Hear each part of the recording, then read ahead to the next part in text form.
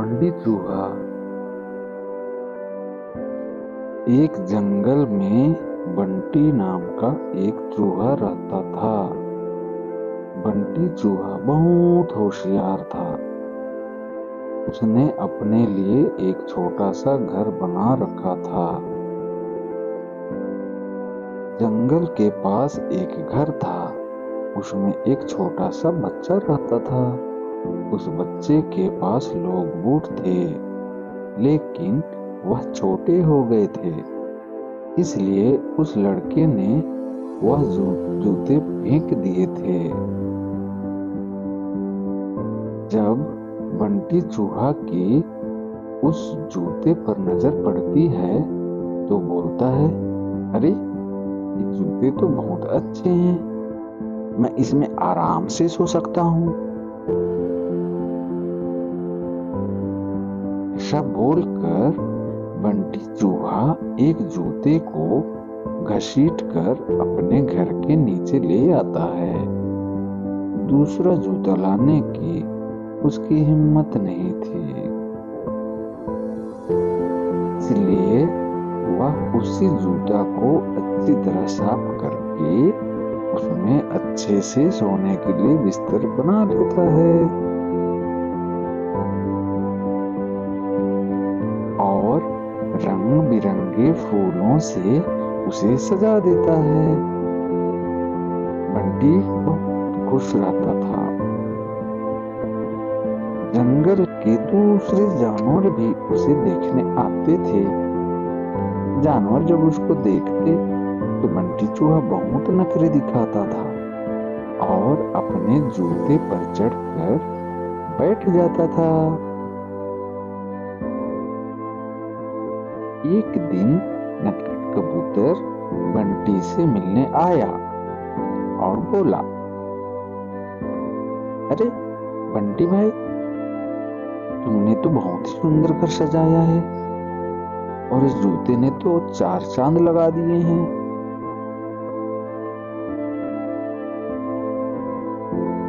बंटी चूहा ने बोला, सुन भाई, नजर मत लगाइयो, मैंने बहुत ही मुश्किल से इसे सजाया है। तुम जैसों की नजर लगी ना तो यह खराब हो जाएगा।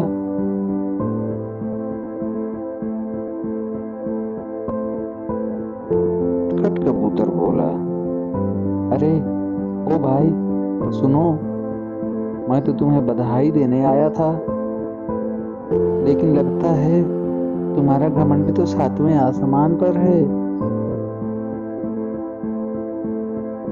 बंटी चूहा ने बोला, मुझे किसी की बधाई की जरूरत नहीं है। मैं जानता हूं तुम सब मुझसे जलते हो।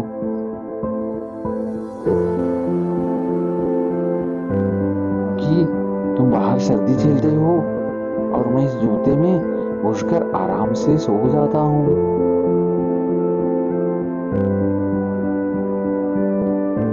नटखट कबूतर बिना कुछ कहे उड़कर वापस चला जाता है।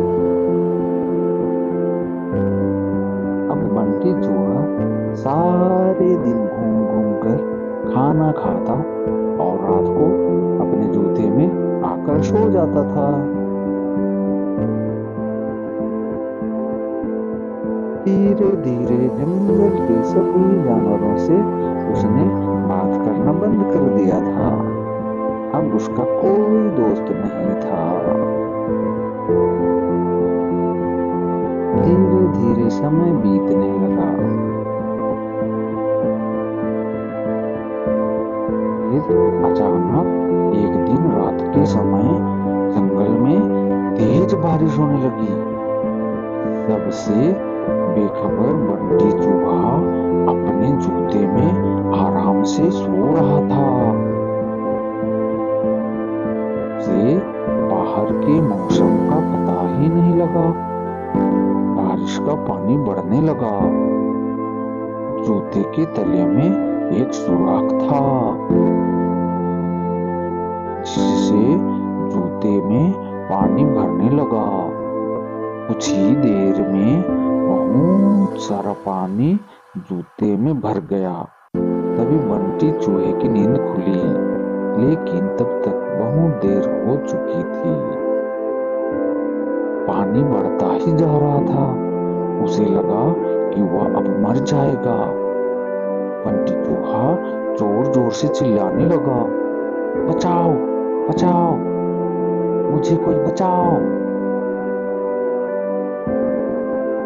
लेकिन बारिश की आवाज में किसी ने उसकी आवाज नहीं सुनी। बंटी चूहे को अपनी मौत ना साफ नजर आ रही थी।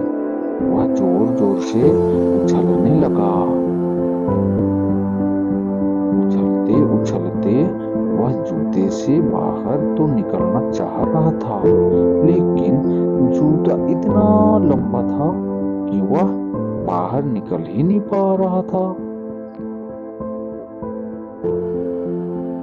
इधर दूर एक घोंसले में नटखट कबूतर अपने बच्चों के साथ बैठा था।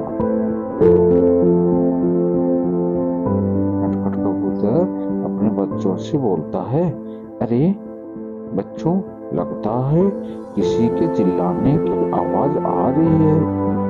कोई मुसीबत में है।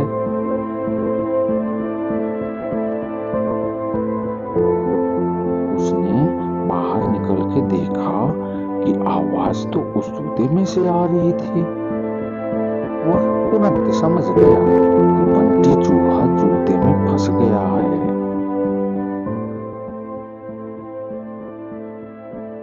खटकबूतर बिना देर किए किसी तरह उड़कर वहां पहुंच गया। वह जूते के ऊपर बैठ गया। उसने देखा कि बंटी चूहा डूब रहा है। बंटी चूहा बोला, कबूतर भाई, मुझे बचा लो, नहीं तो मैं मर जाऊंगा। नटखट कबूतर बोला, क्यों? तुम्हें तो इस जूते के सिवा किसी की जरूरत ही नहीं थी। बंटी चूहा बोला, भैया मुझे बचा लो, मैं घमंड में आ गया था, प्लीज मुझे बचा लो।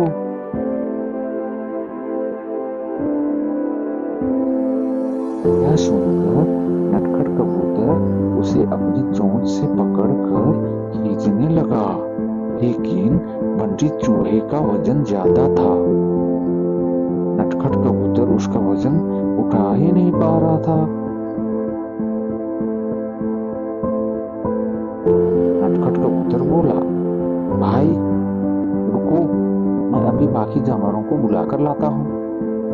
नटखट कबूतर जंगल में जाता है, लेकिन सभी जानवर बंटी चूहे की मदद के लिए मना कर देते हैं।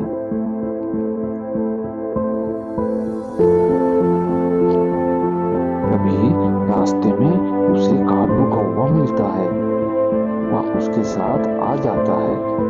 दोनों मिलकर बंटी चूहे की एक एक टांग चोंच में दबाकर उड़ जाते हैं और उसे ऊपर बने घर में रख देते हैं।